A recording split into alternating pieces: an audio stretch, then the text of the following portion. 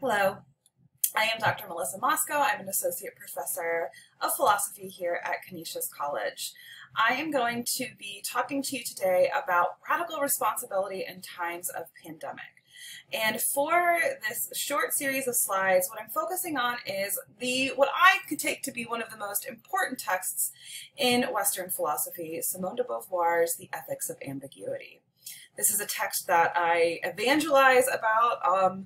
I teach it in every class that I can fit it into. I'm constantly recommending and forcing it onto my colleagues because I think it offers some of the most important and most basic insights for living today, and I think it's going to offer us some really interesting ways to think about living through times of pandemic. So this text, the Ethics of Ambiguity, is trying to develop an ethics of authenticity, right? What does it mean to be an authentic, genuine person? And in doing so, it actually is taking a step away from traditional ethical theory. So the following things I'm going to talk about here on this slide mainly pertain to ethical theory as it's traditionally construed in the Western philosophical tradition from the ancient Greeks onward. I think that it's important to look at these more traditional ways of discussing ethics because the pandemic that we're experiencing has exposed some really deep conflicts in how we assign responsibility to others and what it means to assume responsibility for ourselves and our actions. There are many, many ways of assigning and assuming responsibility. We can ask very agent-focused questions like, who can be held responsible? What kinds of people can be held responsible for their actions? And the second one kind of goes with this. Well, what are the necessary and sufficient conditions for moral responsibility? We might say that a person must be fully rational in order to be held responsible for their actions, which is why we don't hold toddlers responsible for their tantrums the way that we might hold 25-year-olds responsible for similar behavior. We might also say that a person must be acting from a position of free will. They must be acting completely voluntarily to be held responsible. That if they're acting under the coercion or force of another, that they're not fully responsible for their actions or the effects of their actions. And then finally, we might ask, for what can we be held responsible? There are many different ways of answering this last question, and really diving into this gets you into the various key traditions in moral philosophy and ethical theory. Someone like Aristotle, who begins or writes within the virtue ethics tradition in ancient Greek philosophy, will argue that what we're responsible for is our character, developing a virtuous character. And that sometimes the effects of our actions cannot be within our control. And so the real locus of moral evaluation is on the kind of person that we are. Someone like Immanuel Kant would argue that it's the intentions behind our actions that we are held responsible for. That once we put an action out there into the world, the consequences are way beyond our control, and therefore we can't be held responsible for those. The only thing that we can control is how we decide what we're going to do. And for him, that's whether that action is rational and comes from a fully free will. Now, the consequentialists, of course, they're going to argue that it's the effects or consequences of our actions that are most important, and that we ought to be held responsible for all the foreseeable consequences of the actions that we take. Now, each of these is about defining the scope of ethics. That is, what can we be held responsible for? Who can be held responsible? And kind of whittling away at the possible world of responsibility into something that seems more manageable for people to assume, but also manageable from a theoretical standpoint as well, from an analysis perspective. There's also ways of talking about ethics that are object-focused. That is, to whom do we owe moral concern? Do we owe the same kind of moral concern to our household pets as we do to our children? Do we owe the same kind of concern to our children as, say, we do to the neighbor's children? Do I owe the same kind of concern to people in my own community that I do to people halfway across the world? And again, this question is about really defining and limiting the scope of moral responsibility. Right? Now, from an existentialist perspective, I actually think that the scope of moral responsibility is both too broad and too narrow at the same time, as it is found and defined in traditional ethical theory and traditional moral philosophy. So I think that the requirement that we be fully free, fully rational beings in order to be held responsible for our actions is far too narrow, because we are incomplete. We are in-process beings. Not one of us is fully rational, and not one of us is fully free. So if that's the bar that we have to meet in order to be held responsible, then I don't think moral responsibility is is part of the human condition then. And I think that's definitely just not true. But I also think that it can be too broad as well. What we're responsible for is not just ourselves or the effects of our actions or our reason, but we're responsible for a whole host of things, a whole host of events that unfold as a result of our actions and our decisions. Right? And it's still too narrow as well, because we are responsible for far more than just ourselves and far more than just those people who are close to us. The reality is that the actions that we take have effects in the world beyond what we can imagine. And so ethics for Beauvoir and for the existentialist is going to be kind of other focused in very important and in very radical ways. So I'm going to give you a kind of mini lesson here on existentialism. And the ideas that we're getting here are kind of an amalgam of the work of Simone de Beauvoir in her work on the ethics of ambiguity and books like The Second Sex. And then also some of this comes from the work of her lifelong friend and companion and lover, Jean-Paul Sartre, and his writing on existentialism. So for the existentialists of their stripe, the human condition is one of both freedom and facticity. There are basic facts about our lives that we just cannot change. And these facts condition what we're able to do, the kinds of people we're able to become, and what we're able to imagine for ourselves. But that doesn't mean that we are completely determined by those facts. We are free to decide what those facts mean. We're free to decide what value those facts have to our lives and in the lives of others. And really what we do with those facts is we craft a life out of them. When I'm talking to my students in the classroom about facticity, I describe it as like getting a set of Legos. Like you get a specific set of Legos for your birthday. And there might be a little instructional guide about what sort of things you can build. But the options are pretty limitless when you've got a pretty, a pretty diverse set of Legos there. Now, I might get a set of Legos, and what I really want to build is the Millennium Falcon, but I just don't have the right set of Legos for that. In that circumstance, I'm experiencing facticity as limiting. But I can also focus on the sort of things I'm able to do with the set of Legos that I've been given. So the facts are like the building blocks that we have, and freedom is what we do with that. And two people can have very similar sets of facts and build two completely different lives, and that's what freedom is for the existentialist.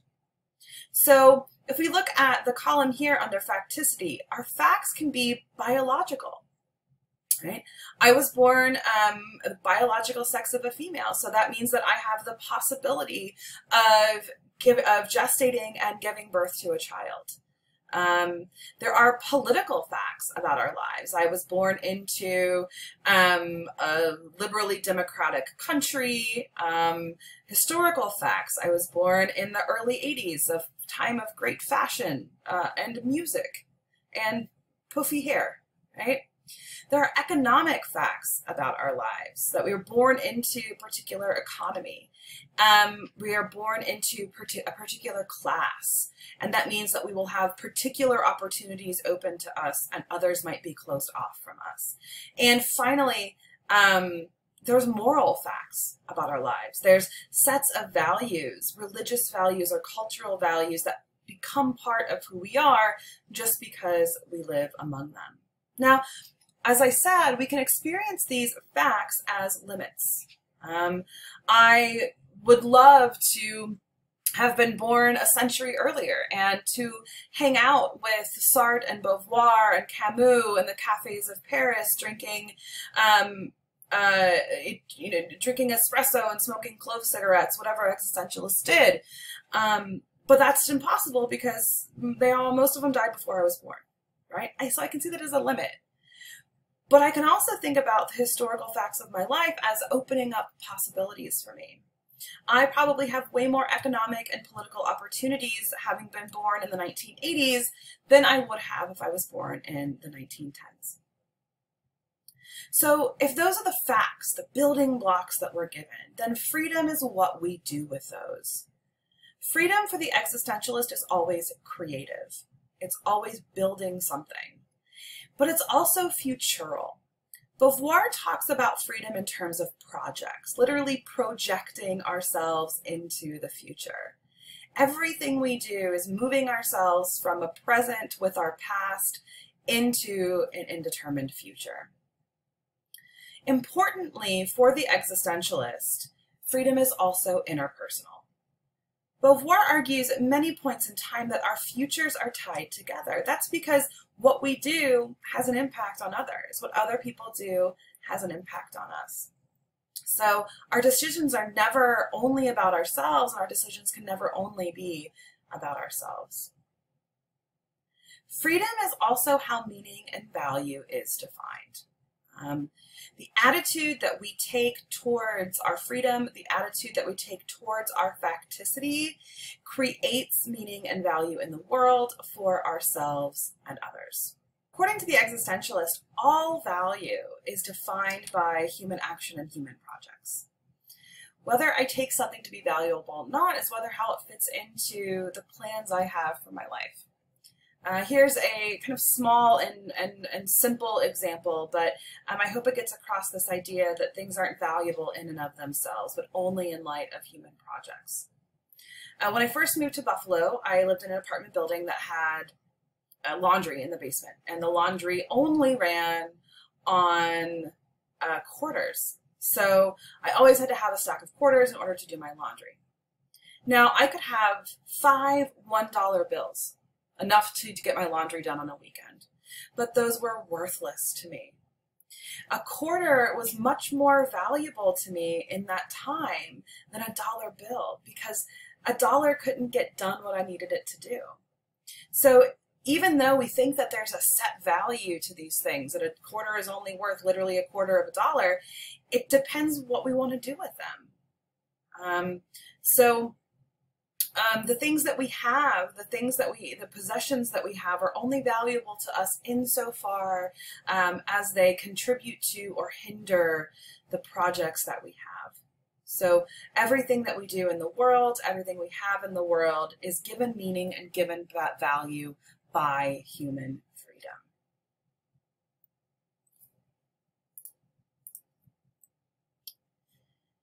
The goal for ethics from this perspective of existentialism is authenticity or genuine personhood. We can use these two interchangeably between the works of Sartre and Beauvoir, I would attest.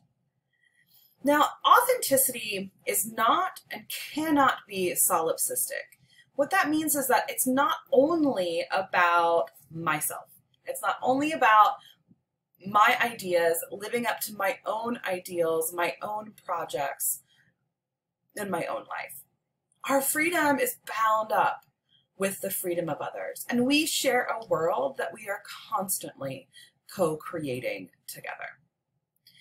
Sartre is often criticized for his existentialism tending to be sort of solipsistic. The language that he uses, I think, sometimes lends itself to that interpretation. I'm not going to get into the kind of nitty-gritty details of that, but this is why I think using the work of Beauvoir is actually a little bit more helpful when discussing ethics from an existentialist standpoint, because she more explicitly and I think more deliberately focuses on the interpersonal nature of our freedom and the interpersonal nature of the way in which we co-create and co-constitute the world together. Denying our freedom or denying our facticity is the antithesis of existentialism. This kind of denial is called by both authors bad faith. Now here's the thing. It's part of the human condition that we are constantly going to try and deny one or the other. There's going to be times when we think that we are completely unfree, when we feel like the wave of expectation and the wave of other people's ideas for us is just pushing us forward and we are not making any decisions at all. When discussing this with my students often feel this, especially the very beginning of their college careers and at the very end of their college careers. At the very beginning, my first year students will talk about how they really were ambivalent about whether or not they wanted to go to college. They really didn't know what kind of major that they wanted, that they thought it was impossible to ask a 17 or 18-year-old to make that sort of decision. And they were like, I just didn't have a choice. I wasn't free to decide these things.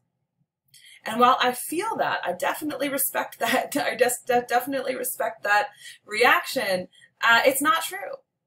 Everyone is always free to do otherwise. Now, the consequences that we bear for going against the expectations of others or not fulfilling the plans that, say, our parents or our teachers had for us can be too much to bear.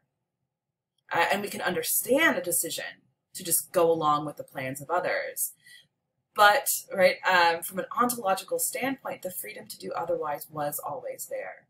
When we say that we have no choice, we are acting or believing in bad faith. We also tend to deny our facticity. We want to feel ourselves radically free, radically unhindered by any of the facts of our existence. I tell my students the story about when I was a child, and I decided at one point, I don't know why, that I wanted to be a mermaid when I grew up. Well, that's a kind of denial of facticity. There are biological facts of being a human that mean that I can't breathe underwater, and so I can't be a mermaid when I grew up. And I was mad. I was very mad about this. Well, that was a kind of childhood version of bad faith. The counterpoint is my younger brother once said that he wanted to be a fire truck when he grew up. So at least I was going with something that was kind of partly human there. But we can try to deny this facticity. We often try to deny, I think, even our responsibility to others, that they don't matter to us. We can deny our history. We can deny the limitations, the real limitations that we might experience. So the goal of existentialism is to accept that this is the set of Legos that we have been given. This is the building blocks that we have. These are the facts that we start with. And then I think sometimes even the harder part is recognizing that it is up to us what we do with them. Right? And denying that we can do anything with that is on the other side of bad faith. An important part about existential ethics is the fact of abandonment. Beauvoir writes, and here's just a picture from my version of the text here. She writes, Dostoevsky asserted, if God does not exist, everything is permitted. This idea that if there was no God, then there's no possibility of ethics. Today's believers use this formula for their own advantage. To reestablish man at the heart of his destiny is, they claim, to repudiate all ethics. However, Far from God's absence authorizing all license, the contrary is the case. Because man is abandoned on earth, because his acts are definitive, absolute engagements, he bears the responsibility for a world which is not the work of a strange power, but of himself, where his defeats are inscribed and his victories as well. A God can pardon, efface, and compensate. But if God does not exist, man's faults are inexpiable. It's one of, I think, the most important passages in all of the Ethics of Ambiguity. Beauvoir says we have been abandoned on earth. Now, even if we are believers, even if we are Christians like myself, we can still understand what this abandonment means. Because even if God exists, we still have to decide and we still have to act. The texts that we're given, the scriptures, right? The authority that is presented to us in the form of our preacher or our priest, or, papal documents. We still have to decide that that's what we're going to follow. I think a very simple question explains this. I read the Bible and it tells me over and over and over again to love my neighbor. Great. Love my neighbor. Got it. Which neighbor? How far does my neighborhood extend? Does my neighborhood extend to the global south? Does my neighborhood extend beyond the economic class with which I can sympathize? Does my neighbor extend to the racist that I have a difficult time seeing as human and respecting? What does it mean to love my neighbor? How do I love my neighbor? See, even though we get these directives, there's no code given to us for each and every situation for how we're going to implement that. God doesn't tell us precisely what to do in every circumstance. We still have to decide and we still have to act. We still have to interpret the scripture. We still have to decide which priest we might listen to. As a 38-year-old Catholic, I've gotten lots of different mixed messages over the years from priests. Which pope am I going, which papal letters am I going to prioritize? See, those decisions ultimately come down to the individual's freedom. Right? So all of this points to the fact that in the absence of God in our lives, in the absence of God as the one who's pulling the strings and acting, in the absence of that, this is what makes ethics important and what makes ethics possible. If God could wipe away all of our sins, why should I feel guilt? Why should I feel responsibility now? God can make it all better. But if I have to sit with the effects of my actions, if I have to sit with that guilt, and I have to sit with knowing the pain that I've caused, maybe I would think harder about the decisions that I make. So the absence of God doesn't make ethics impossible. The absence of God makes ethics necessary.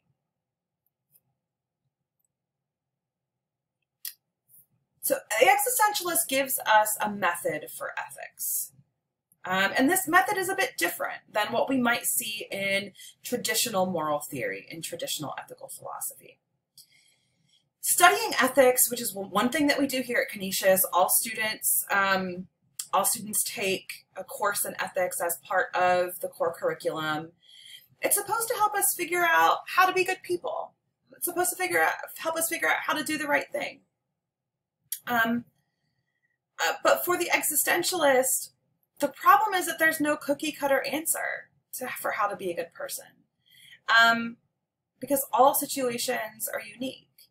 How I treat and respond to one person in my life depends on my relationship with them, the resources I have available to me at that time. And how I treat another person might be different because I might not know them as well, or I might not have the same resources available.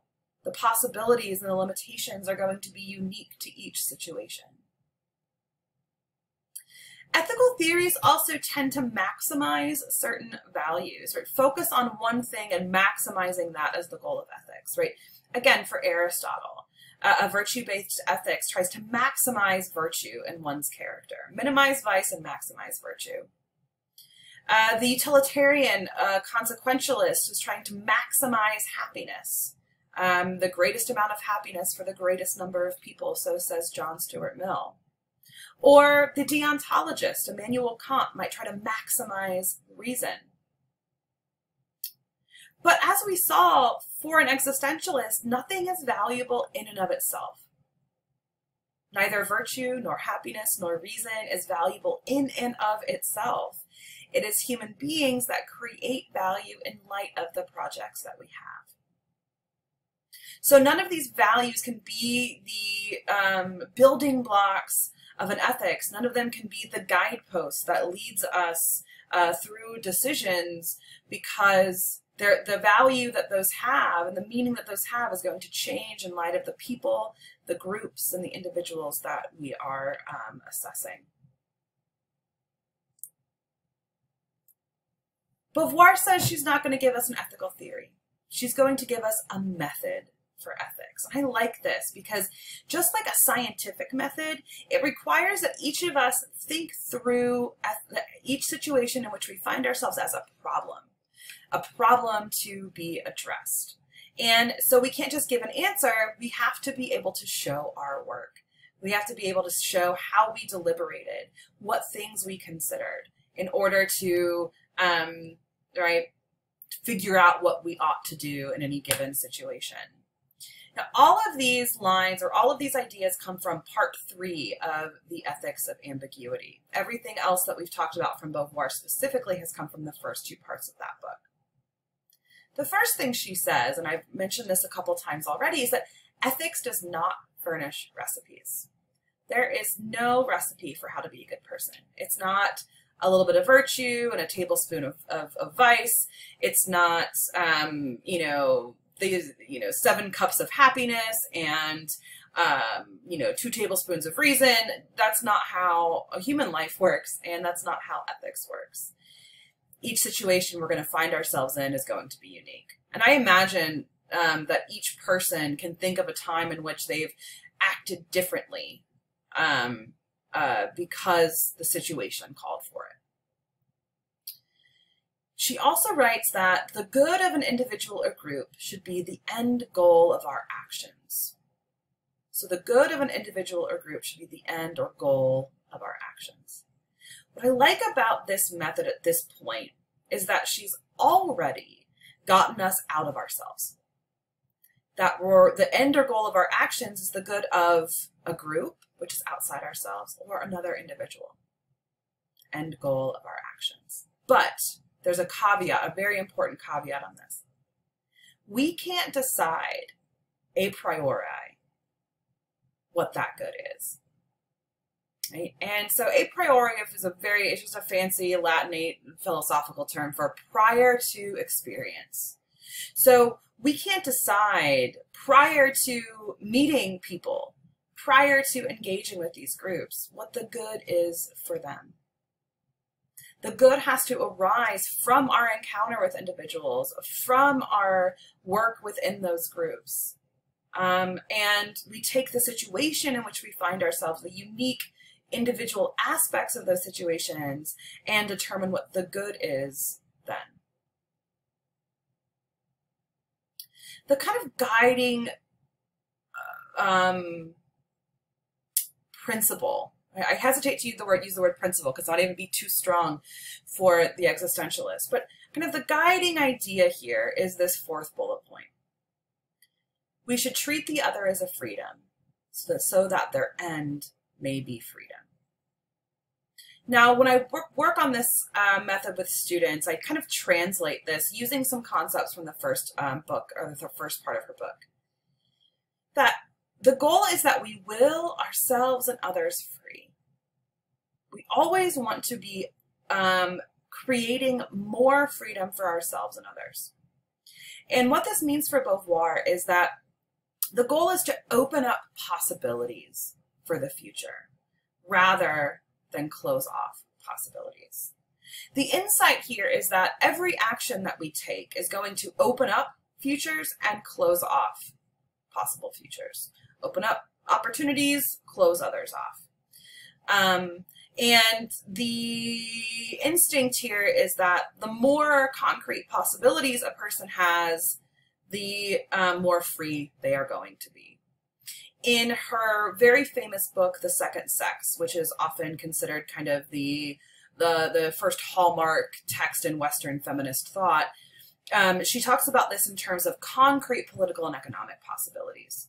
And so my reading of that text is coming in here just a little bit to illuminate what this more abstract idea says, that we want to open up possibilities for the future rather than close off possibilities. Now, the last thing she says is that we have to incur the risk in each case of inventing an original solution. This is because ethics does not furnish recipes. We're going to have to, in every situation in which we find ourselves, with every person that we meet, with every group that we encounter, invent an original solution. Because what worked in one situation is not going to work in every other one. Any of you that have raised children probably recognize this, or any of you that have managed a team or have supervised employees, that we respond to the needs of individuals where they are. Some people need micromanaging. Some people thrive when they're left to do their own work. Some children need a lot of emotional support and a lot of contact parenting, and some children are just free spirits and can do it on their own, right? That we respond to the needs of individuals because that's what's good for them. So in each case, we have to invent an original solution. Now this is a risk because we could get it wrong. And we're responsible for getting it right and for getting it wrong. So ethics is fundamentally a risk that we take. But for Beauvoir, being a person is a risk. It's not just about making ethical decisions. So what does this have to do with coronavirus? I started thinking about radical responsibility amid the coronavirus when the first sort of lockdowns and the first New York State, the first pause order came through. And I was mad that I couldn't get into my office, and I was mad that my daycare had closed, so I was taking on more childcare work at home. But I had to start thinking in terms of responsibility. And what does it mean to take responsibility for myself and others during this time? The pandemic is part of our facticity. It is just part of our lives right now.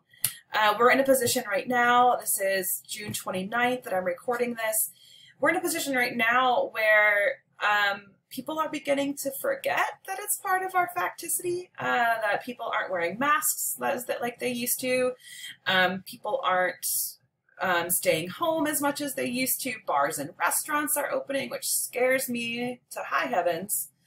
But the reality is that the coronavirus is still here and it's part of our lives. And we give it meaning. The pandemic we give meaning and value to it based on the decisions that we take. So this doesn't mean, by the way, that just if we choose to ignore it, it goes away. Right? That is bad faith. Denying facticity is bad faith. Denying that it's here and denying that human beings are the vectors of its spread, denying that our daily activities spread it, and our daily activities can affect the lives of others in drastic ways, is bad faith. Right? It's denying what it means to be human.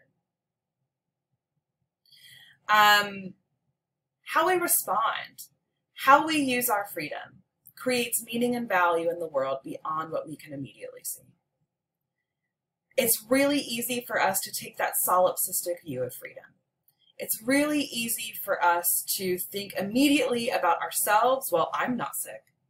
To think about ourselves, well, I'm under 40, so my risk isn't that high.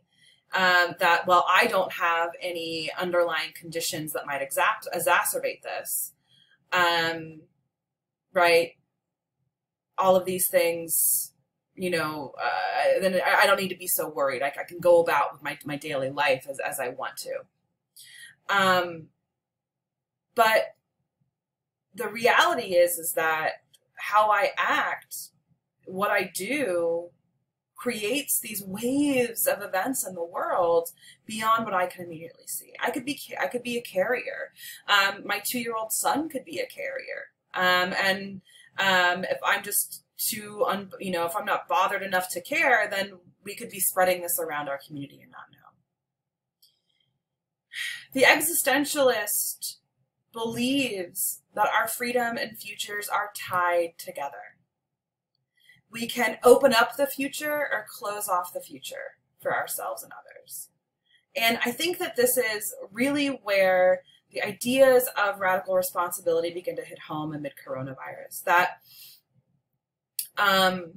it's not just about me, and it's not just about my family, it's not just about my neighbors or my parents. That everything I do can affect other people. My actions can close off the future for other people. If I'm the vector of a spread, that could lead to the suspension of Buffalo public schools for a whole nother semester. And 30,000 children being without education, or parents being out of work because they have to care for their children, right? Everything I do impacts the futures of others, big and small. And we have to think about our actions that way, that it is not, in fact, just about us. And you know what? There is no single solution. There's no recipe. There's no recipe for reopening. There's no recipe for social gatherings. There's no recipe for how we're supposed to act. But we are ultimately responsible for the effects of each decision that we make. Now, maybe we won't know the effects of those decisions, but our failure to account for those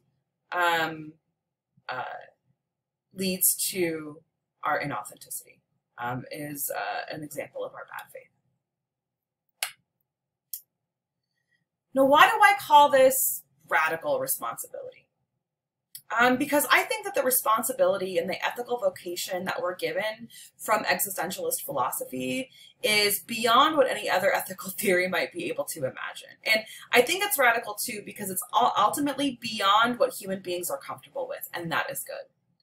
Ethics should not be easy. Human beings should feel discomfort. We should think this difficult. It should be hard to be a good human being. And so the call that existentialism gives us is often, I think, beyond what we can sometimes even comprehend, what we can even think through. It's radical because there's no infallible playbook that tells us what is good and right and safe. There's not going to be a magic time when everything is safe. There's no magic concoction of, masks and Lysol and hand sanitizer that's going to keep us and our families completely safe. And so it's up to us to figure out the best for ourselves and for others. There's also no higher appeal that we can make other than our own freedom and our own decisions. And this is so hard for us as individuals, because to take full responsibility for our actions is one of the most difficult things for human beings to do. Beauvoir argues that we like to put responsibility onto God, right? It was part of God's plan, or this is the ultimate purpose, right? Or everything happens for a reason, and then therefore we don't have to take responsibility for the things that we do. But the reality is that we're the ones that make those decisions. If I am a vector of a spread, I can't blame Governor Cuomo for opening up too early. I was the one that went out and, was unsafe. right? I can't blame, influencers on social media for posing without masks. I can't blame the supply chain for not providing enough bottles of Lysol. They're still not at the stores, right? There's no higher appeal than our own freedom and our own decisions. It's radical because we are responsible for way more than just ourselves and way more than just our immediate families. We're responsible for whole communities. We're responsible for everyone that we and our germs come in contact with. And this is the one that's hard to imagine because our decisions reverberate into the future. That there's waves of effects, there's ripples of ourselves and our lives into the future beyond what I think many of us could even imagine, because the future is undetermined at this point. And responsibility is radical because each of the decisions we make right now, each of the decisions that we make today become part of our facticity moving forward. Become part of what we will be dealing with next month, the month after, this semester, next semester, and on and on and on. So it becomes radically entrenched into our lives, these decisions. They are not passing and they are not fleeting. So the bottom line is that wearing a mask is the least that we can do. I've been reading a lot about the last few days and the last few weeks about people not wearing masks, and reading about specifically, conflicts between masculinity and mask wearing, and I think it's mostly BS. Wearing a mask is the least that we can do. I think what the real ethical vocation is, coming from existentialists, an existentialist background in the midst of the coronavirus, is that we set up and participate in community-based mutual aid networks. We lobby our officials for better paid leave for parents and families, for better childcare options, for unemployment benefits. We demand that workplaces become more flexible. We reimagine and reinvest in elementary and secondary education, and hopefully post-secondary too. Give us some love as well. We need to re-script gender roles. You should see my other recording to learn about that. And we need to protect our brothers and sisters of color, because if our futures are really tied together, then we cannot let any of us sink. And our social systems and our political systems are letting many, many, many vulnerable populations sink right now. And the real ethical vocation is to lift them up. Thank you for listening and for watching. You can contact me through my Canisius email, moscowm@canisius.edu, or send a message through Dr. Reitzma to get in contact with me. Peace, and I hope you all stay well.